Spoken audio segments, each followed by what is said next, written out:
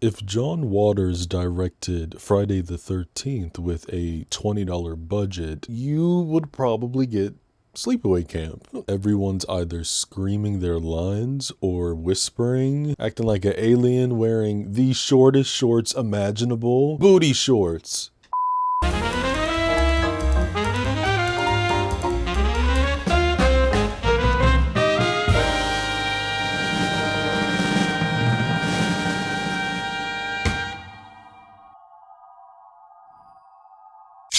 Sleepaway Camp is a 1983 slasher written and directed by Robert Hiltzik. It stars Felissa Rose, Jonathan Tiersten, Catherine Kami, Christopher Collett, and Mike Kellen. On a $350,000 budget, the film grossed an impressive $11 million at the box office. You have to respect it. I cannot remember the first time that I watched this movie, nor do I remember if I always knew about the twist ending. At first glance, Sleepaway Camp just feels like a knockoff, but I guess that's debatable. On the surface, it looks like a cheap echo of better slashers, primarily Friday the 13th. But it deserves a bit more credit in my opinion. There's a conversation to be had with its shocking ending, which you will either be put off and disgusted, quotes around disgusted, or praise the film for the balls to pull out a card like this for 1983. My more recent videos have strayed a little bit too far, I fear, from horror. And if you have been around, you know that is where my heart is at, you know? Horror films, thriller films, cult films, that's pretty much what this channel is. So for July, I figured we would take it back to basics because I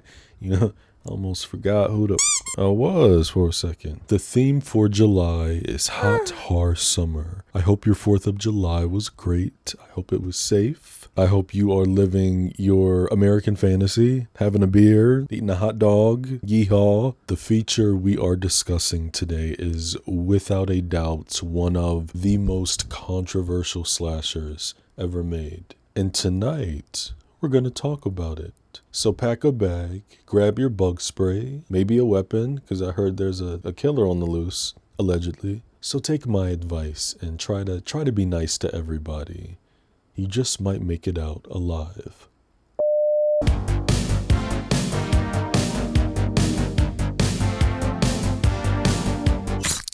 The film opens on a prolonged sweep across the lake and cabins of Camp Arawak. Two kids, Angela and Peter, are barking at each other on this small boat with their father, John. The kid who plays Peter is Maximo Gianfranco Sorrentino, who's the older brother of Mike, the Situation Sorrentino from Jersey Shore. I thought that was so strange. Out further in the lake, 3 teens are water skiing. Their current skier is a girl named Delore, looking stressed the hell out. She's screaming, "Can we stop now?" Mary Ann in the passenger is trying to be Kodak Black, asking Craig if she can drive the boat. And Craig's like, LMFAO, you wildin'. Just kidding. He's like, come on, Mary Ann, you know I can't do that. Come on, Mary Ann, you know I can't do that. The kids are trying to play a joke on their dad by putting all the weight on one end of the boat, which flips it over. And with all these dramatic ass music cues, you just feel that something bad is about to happen. Mary Ann persuades Craig to let her drive the boat and they swapped. Just as Lenny, John's partner, yells for John saying they have to go meet the doctor. Even though John just told Angela and Peter, like, come on, like, get your ass out this water. You know, the children is still playing around, which,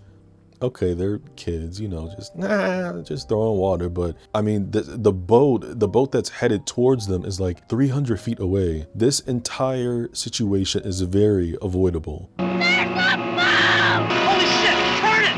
Turn the wheel! This is only but a taste of the acting. It's so over the top. I love it. I love it. Mary Ann flies over Johnny and his 2 apple seeds, and this Delore chick is still just screaming her head off. She was going to get her screen time. Oh my God! Somebody help the people! We're gonna fire John! Oh my God, we didn't have a bomb!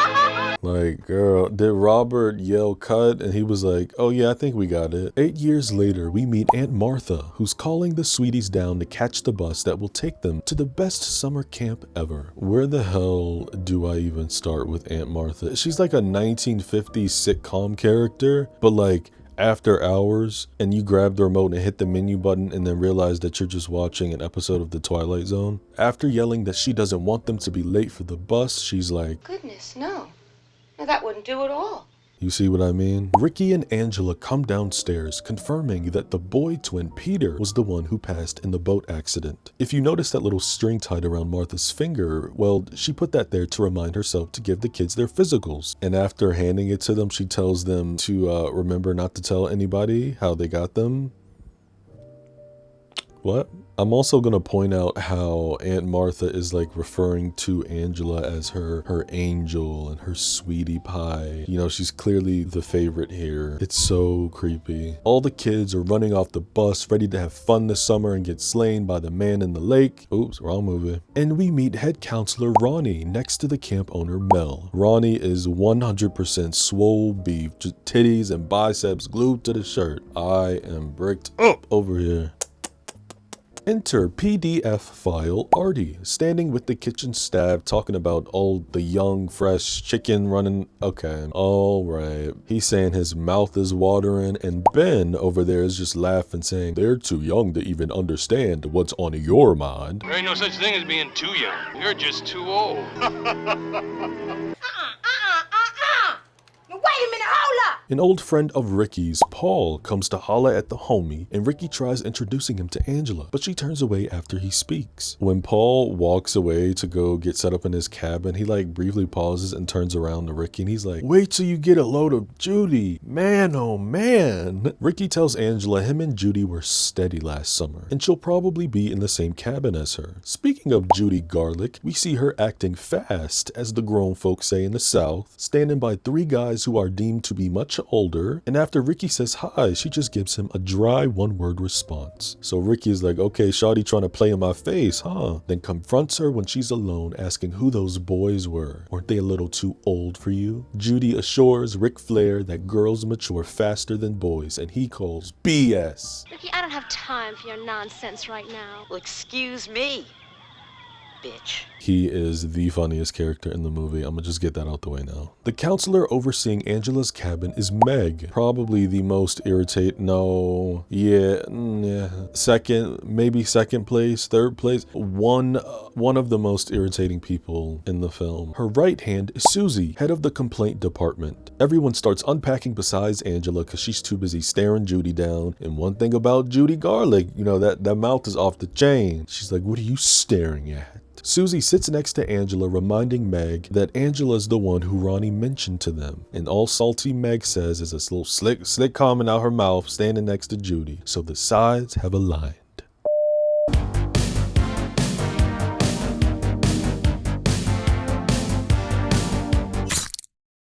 There are very subtle things in this movie that you have to be paying attention to catch. In the lunchroom, Meg goes up to Mel, who puts his arm around her. And last time I checked, this ain't your wife, it ain't your daughter, this isn't an employee. Meg grabs Ronnie, and as they walk away, Mel smacks her butt. Just disgusting. And the reason she grabbed Ronnie was to show him that Angela hasn't touched anything on her plate. She's also not said a single word in the first 3 days of camp. So Ronnie tells Angela to come to the kitchen with him and see if they can find something she might like. He's such a doll, isn't he? But he's taking her straight to Artie. Oh no. Giving my girl up to this predator who is drinking beer in the kitchen. Like, y'all just ain't got no rules, huh? Well, hello there, Angela.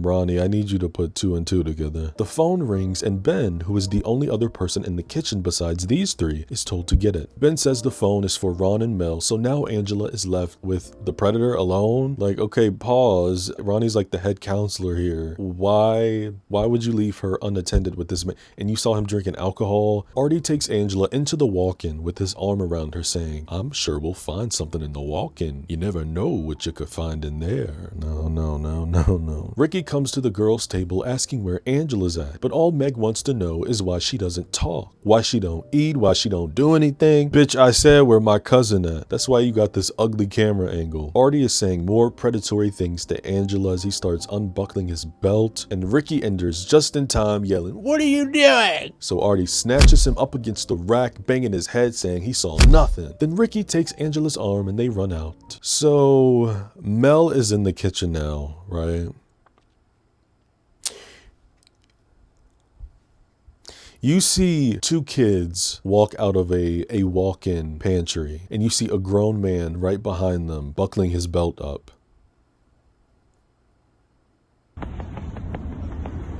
Shit getting out of hand now. Later on, Artie is about to boil some corn in the largest pot I've ever seen in my life, but looks like Fatty has ran out of salt. So he goes in the walk-in just as we get our first killer POV. The stalker hides under the table when Artie comes back in to salt the pot, and as you see, he has to stand on a chair to reach the top. So we know exactly what to do. Time to play musical chairs. Artie starts hollering at the off-camera assailant to chill out and help him get down, but too late, Artie. You have attempted to assault the last child. The stalker yanks the chair right under him and the scorching hot water falls on Fatso. He's lying on the ground, skin scorching and screaming. Paramedics wrap his burns and take him out on a stretcher before the doc tells Mel they don't have a sedative to mask all the pain he's feeling. So every nerve in little Augie's body is on fire, which, okay, cool, but I want death. DEFF. The only thing Mel is worried about is getting Artie and the ambulance out here as quick as possible because he doesn't want the kids or their parents to know this entire situation ever happened. Mel makes Ben the head chef, rewarding him $50 extra a week, then scolds the colored crew and gives them $15 extra more dollars. The head of Ricky's cabin is Counselor Gene, who gathers the boys for a game of baseball. He's put money on all of them, so y'all better not lose or I'm whipping asses around here. A guy named Bill in a damn crop top and booty shorts, that's the 80s for you. What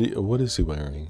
What is he wearing? He started talking shit. Honestly, the only reason this baseball scene is in here is to set up a conflict with the older boys and Ricky. But one of my favorite lines from this film was birthed in this scene, so I'll leave it. Gene is pitching and Ricky is somewhere off camera, and we hear him, oh my god, like we hear him say, he's like, "Oh, don't worry about this guy, Gene. Bill blows dead dogs."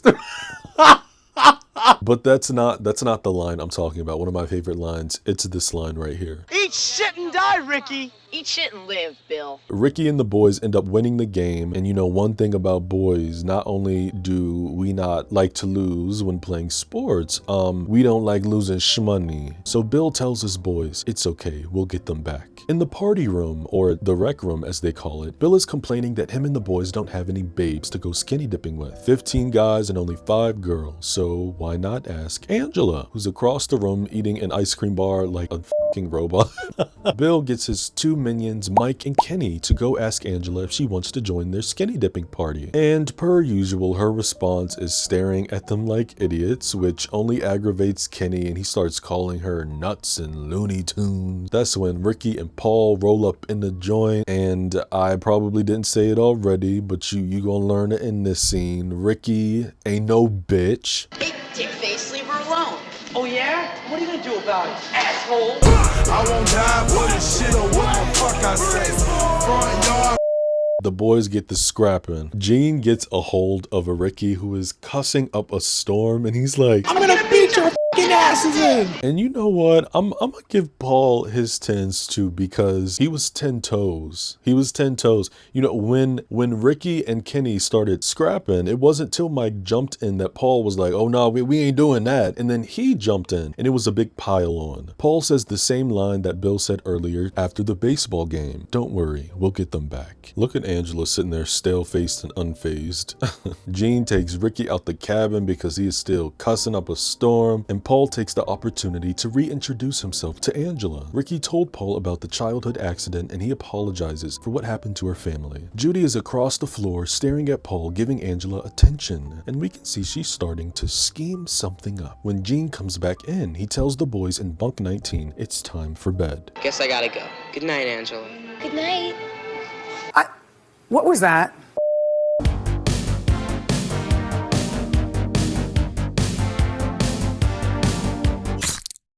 Bill is really pressing these girls to get in the water with them, and they're like, ah ha ha, no. So then he starts raising his voice. To hell with ya! You don't know how to have any fun anyways. Come on, boys. Like, why are you so mad?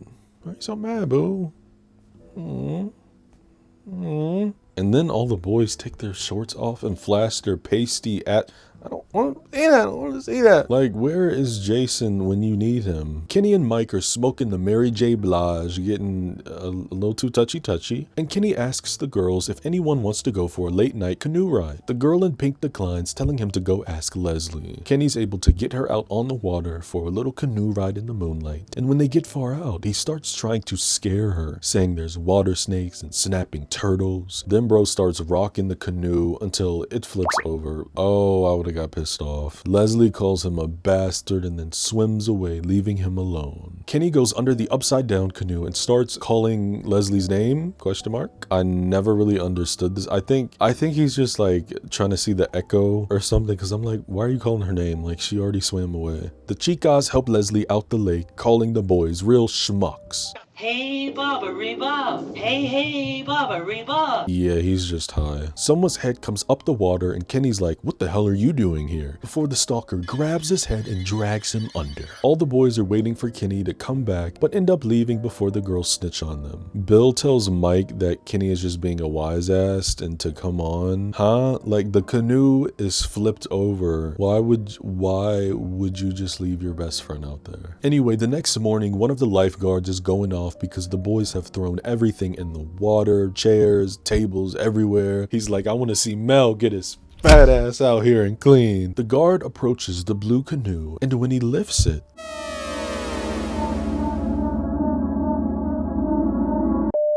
everyone's watching Kenny's body being taken to the ambulance as a cop named Frank makes the assumption he drowned. And Mel is like, of course he drowned. He hit his head and the thing tipped over. That's all there is to it.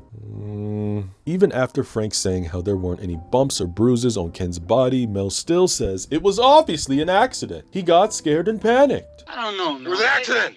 Mel storms off to go inform Kenny's parents that their son is now burning in hell, and Frank presses Ronnie about what he was gonna say before he was so rudely interrupted by the geezer. Ron lets us know that Kenny was a damn good swimmer, so him drowning it doesn't make a lot of sense. Everyone's playing tennis. Judy is wearing a pink shirt with her name on it, so camp, and Paul comes to holler at his boo, asking if she wants to go to a movie with him in the rec hall tonight. She says yes. Judy snitches to Meg about everyone being forced to play volleyball, while Angela talks to the boys. So Meg makes Paul go back to his section, then starts berating this girl by saying if she's not going to participate in their activities, then just sit there and do nothing, but do not talk with the boys. Yeah, Shorty would have had 2 seconds to get out my face. After the movie is over in the rec room, Paul drags Angela to the side of her cabin saying he wants to show her something. Then kisses her on the lips twice and says, I hope you're not mad. Angela goes inside and Judy slithers up to Paul, talking all soft, saying she didn't think Angela was his type. But her kitty doesn't entertain him and he walks off. We love a faithful man. Judy keeps cock blocking though. The next day after Paul sneaks behind Angela to chat her, she just like hating ass coming back out the woodwork. Like, what do you do? She grabs Meg since she can't fight her own battles, and then Meg starts screaming at Angela because she's still not responding to her, and she's asking if Angela's gonna join everyone in swimming, and then she starts shaking her. So now it's getting physical. Ronnie comes to grab her and Meg's like, the little bitch won't answer me. Ron sends Meg back to her post and demands her come to his office after swim period. Later, Judy gets out the shower and tells the chicas to thank Angela for getting Meg in trouble. I didn't do anything. You never do shit. She said, you never do shit.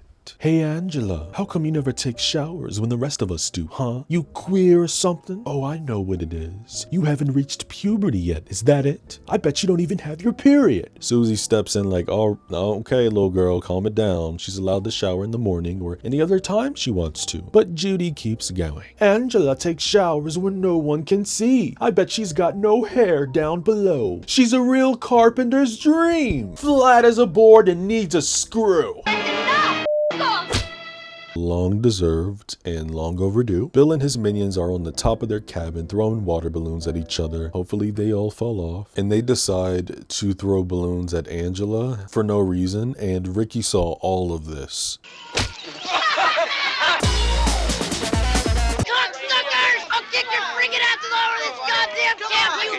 I told y'all Ricky is trained to go. He don't care by himself. One man army crashing out.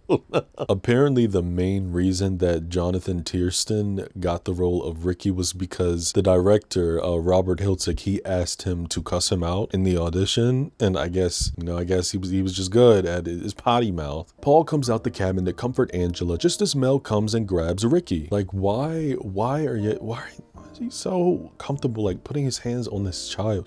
And why are you grabbing him? It's not like he's like actively trying to, climb the cabin and fight them or something. He's just standing there like screaming at them. Anyway, Mel tells them all no canteen for a whole week. And Ronnie's gonna hear about this and Ricky's potty mouth. Man, Ronnie. What is Ronnie gonna do? Arm wrestle me? Look at Ricky in the fighting stance. He love a fucking fighting stance. Later on, the boys have a baseball game playing against the counselors, but Bill has to take a wicked dump. When he pulls his shorts down, he is wearing no underwear. So y'all just we free balling at camp. It's already hot and sweat. Like, nobody wants to smell that. A broomstick slides between both stall handles, locking Bill in. And after panning up the stall, the stalker stabs the screen window and slices it. Bill starts asking who's there when the stalker brings in a bee nest on a stick and starts shaking it. But Billy Boy is locked in and buzzed to death before he's able to fully break through the stall door. It is one of the nastiest effects in the movie, but it's also really cool. I like the way it looks. Mel is venting to Ronnie about how he's finished, he's done. Like, of course, that's what he's worried about, right? You worried about your camp, not the fact that there have been 3 accidents. 1 person got burnt.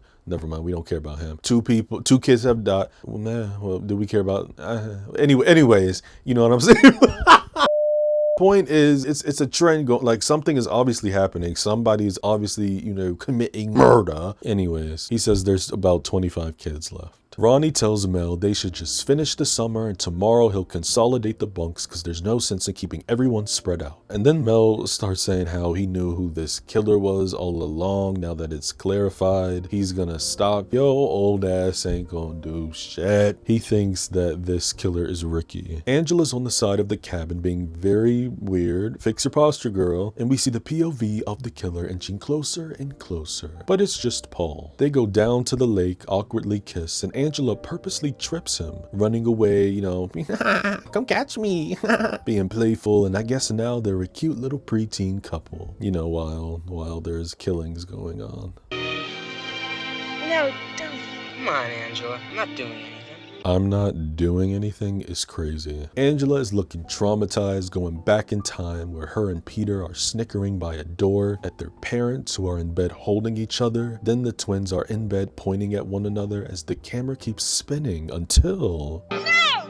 Oh! The camp is playing Capture the Flag, but Paul and Angela are talking serious about their relationship. Paul is like, I don't understand why you were getting mad at me last night. I wasn't doing anything that bad, was I? Even though you were telling me no, and all I wanted to do was get inside your clothes. Angela apologizes for not being ready, so Paulie takes another jump, putting his arm around her. She's like, no, please, no. And bro screams, what's the matter with you? Judy comes out the cut like the little slut she is, telling Paul to leave Angela alone and be with the real woman. Ricky finds Angela and begs her to help him strategize to capture the flag. His plan is for both of them to cut through the woods and sneak up on the other team. They split, and in a matter of seconds, Ricky catches Judy and Paul getting freaky in the woods. But Angela was just on the other side, and she runs off damaged. You're a real scumbag, Judy, you know that? You, Ricky. You're just jealous. Paul apologizes to Angela, excusing that Judy came on to him. So shorty, I just gave her a little taste, and he begs her for another chance. When, once again, Judy's hating ass comes out the cut, picking on Angela. Girl, do you not have anything to do? I mean, damn, Angela is Mariah Carey. These hoes are obsessed. Judy tells her Paul called her a prude, and all Paul says is, I gotta go. So you did say it. Ricky's approaching the lake, but Mel stops to talk to him, and by the body language, yeah, we know where this is going. Meg scoops Angela up to throw her in the water, and when Ricky tries to come to the rescue, Mel is putting his hands back on the kid, saying that you can't save her every time. Like, what the hell? Nobody care. I don't care to sit here and listen to you vent about how you think I'm a killer. You think, you know, oh, boo-hoo, my little camp is going down the hill. I don't care, you fat bitch. Mel's like, I saw you in the rec room at the water fight. You killed all those kids. He thinks Ricky is intentionally trying to ruin his camp. You know, meanwhile, Angela is screaming that she doesn't know how to swim. I don't know. Mel, he might take it. Mel might take it. Might take the worst character in this damn movie. I don't know. Angela is thrown in the water, but thankfully, it's only the shallow end. A lifeguard and Ricky pull her out. The girls are laughing, and oh my god, even the little boys are throwing sand at her. Everything's gonna be alright. We won't let them get away with this. That's for sure. I promise we won't. See, now we're making it a little obvious. Or are we?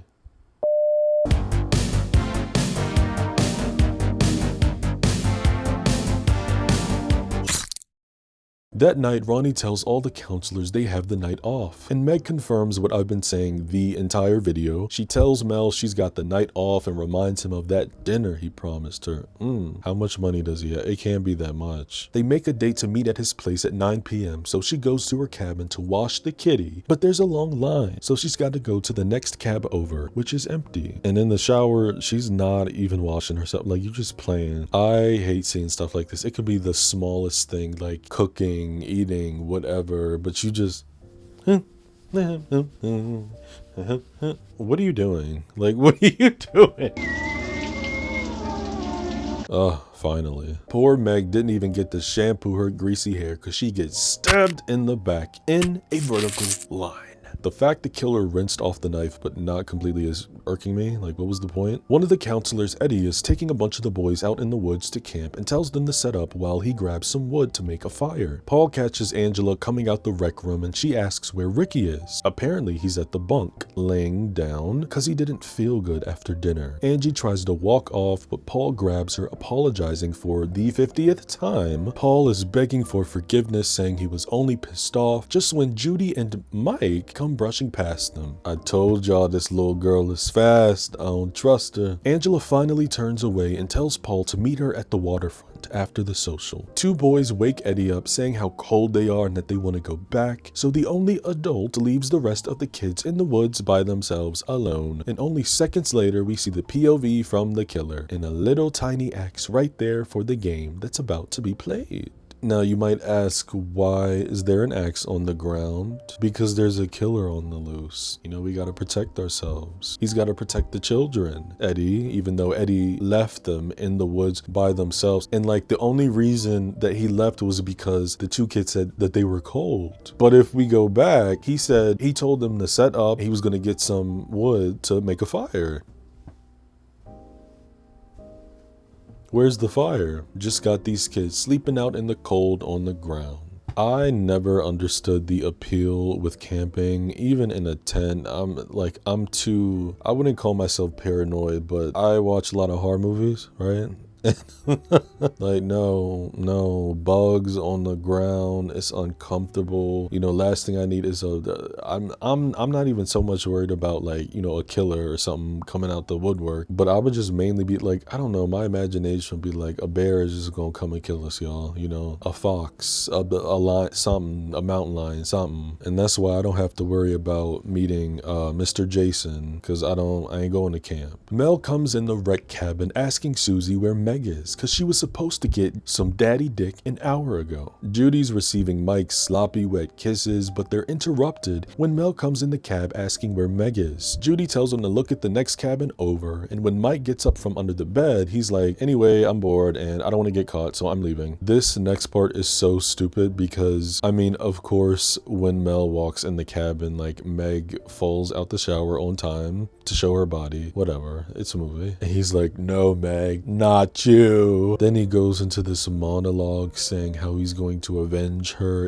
It goes on way too long. Like, you're waiting for it to end, right? But he just keeps going. He's like, I gotta stop him. Like, Huh? Back in Judy's cabin, she's curling her hair. Why? Even though it's nighttime, who cares? And her cab door opens and she thinks it's Mike. Now, here's the thing. On the screen, we clearly see that this is Ricky with some type of mullet, wig, transformed haircut thing going on. And that just proves that this was not meant to be watched on high definition TVs. I mean, they could have did a better job at hiding that. Maybe don't make the overhead light from behind him so bright. But I'm sure on VHS and probably the type of projection screen they had in the theaters back then, you probably could just barely tell who this was. Judy's still sitting there asking who's at the door, and it's crickets. So instead of trying to defend herself or use the naturally given survival instinct, she tells this random boy not to turn the light on because then they'll be exposed and have to go to this stupid social. And when the killer gets closer, she's like, "Oh, it's you. What do you want?" Well, Damn! The killer grabs her curling iron, covers her face with a pillow, and we see the shadow of their hand dropping. Death by flat iron is wild. I don't know why. It makes me think about that movie Unfriended, when the girl gets the flat iron shoved in her mouth. And apparently we were supposed to see Judy's body after this, but the MPAA made them cut it because it was too graphic. Y'all are so lame.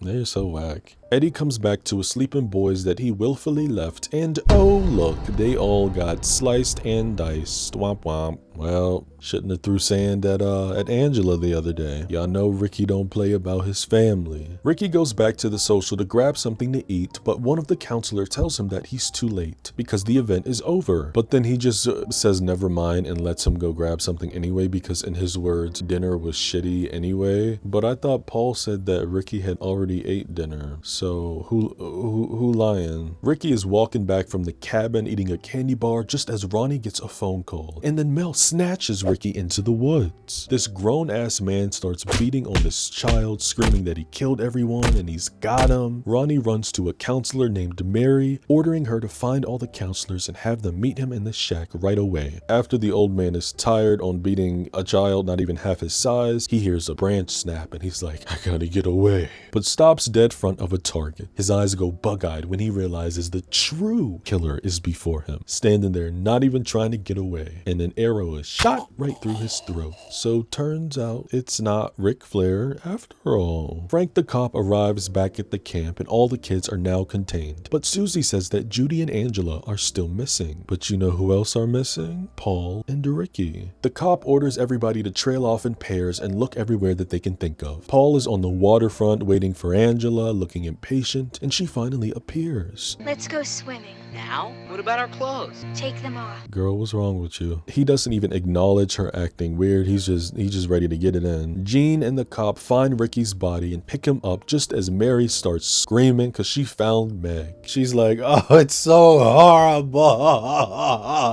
Girl, anyways. Side note, maybe the filmmakers didn't think we would notice, but Franklin, nephew, take off that fake ass mustache. The actor had shaved his face, and you can tell because, I mean, look at this and then look at the first scene he was in. That is a real mustache. Why? They could have just left it as it is. Susie and Ronnie travel to the waterfront and find Angela sitting crisscross applesauce with Paul in her lap, stroking his head. Susie's asking if she's all right, and we cut to another flashback where we see a twin Peter with the head bandage post-boat incident bowing his head as Aunt Martha is talking his head off, saying how she got him a nice dress and she's always wanted a girl and couldn't have one because her husband left. Then says that it'll be a nice surprise for Richard to come home and see that there's a little girl in the house. There's already a boy, so another one simply would not do. Oh no, absolutely not. Don't you think so, Angela? Such a lovely name. I know you're going to like that name, won't you, Peter? Turns out the Angela we've been following all along has actually been Peter, who was forced to live his life as a girl by his mentally ill aunt. The camera continues backing up and we see Angela's head with a completely naked male body.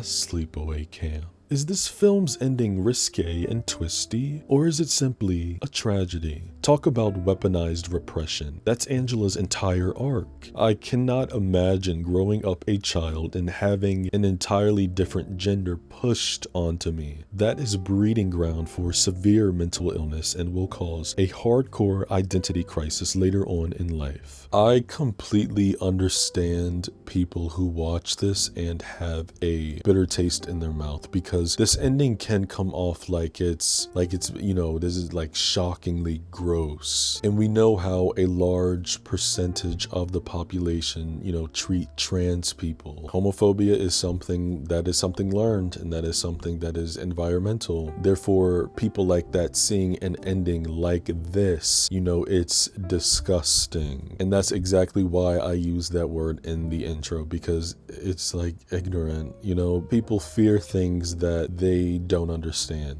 We know this. I think Angela's bloodlust has more to do with how she was treated, like a boiling pot. But sure, the trauma that was already there silencing her was cooking under the floor. And unfortunately, pushing down your truth can result in some people exposing and committing violence. Angela's gender is not only a performance forced upon her, but it could also be perceived as a prison. It also doesn't help that we don't get to know how she feels about all of this. This movie walks a very, and when I say very, very thin line, I'm talking like a string, like those little skinny clear strings that you get. Yeah, that's the line between transphobia and trans allegory. Now, I don't want to go knee deep into that because I am not trans. I don't know, I don't feel comfortable going really in depth with that as an outsider. So I am more than positive that somebody has made a video, a trans person has made a video on this movie giving their insight on it. And I definitely know some people on some podcasts have probably talked about it. So if you want to look at that angle through somebody who is going through that experience, then, you know, check that out. There are a lot of tropey queer coded villains, yet Angela feels like something different.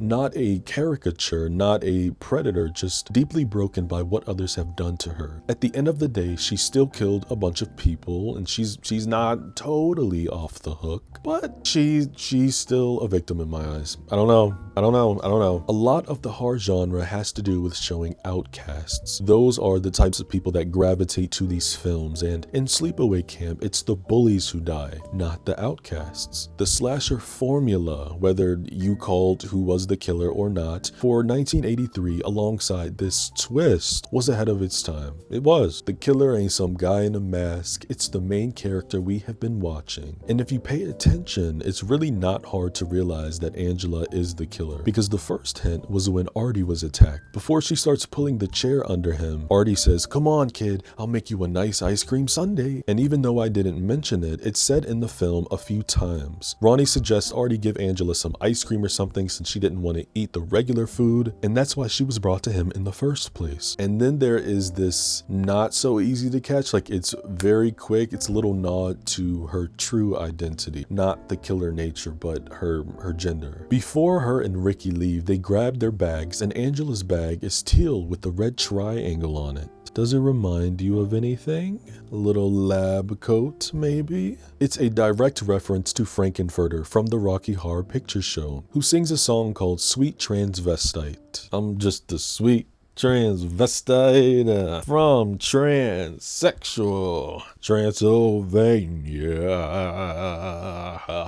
September's the 50th anniversary. Wink, wink. This blew the hell out of my mind because I never caught that. Like, oh my god. But also, like, I was trying so hard to find this damn bag. I was trying so hard because I want it.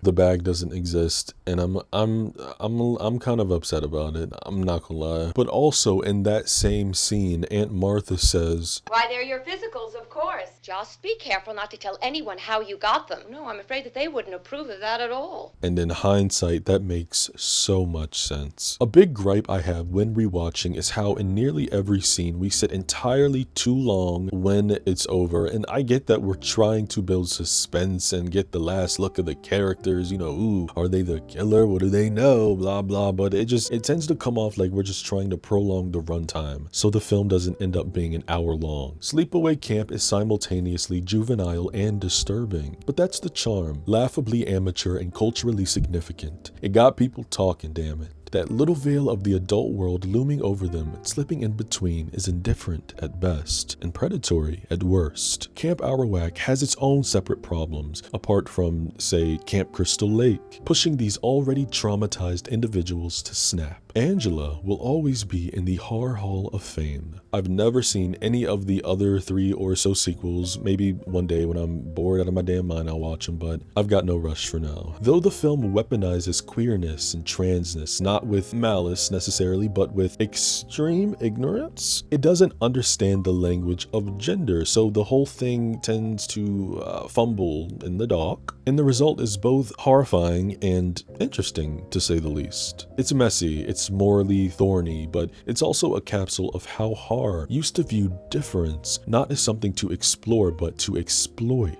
And yet, in a strange, uncomfortable way, that exploitation stands as kind of a mirror. It tells on itself. It reveals what the 1980s thought was monstrous, and in doing so, it accidentally creates a deeply layered horror villain who is both victim and executioner, ghost and avenger, girl and boy, and neither and both. I would never call Sleepaway Camp a bad movie with a wild twist. It's a film about the violence forced performance, about what happens when identity becomes a mask you're told to wear until it suffocates you. And if it doesn't always know what it's saying, well, hey, maybe that's what makes it worth listening to. I mean, after all, we're still talking about it, aren't we?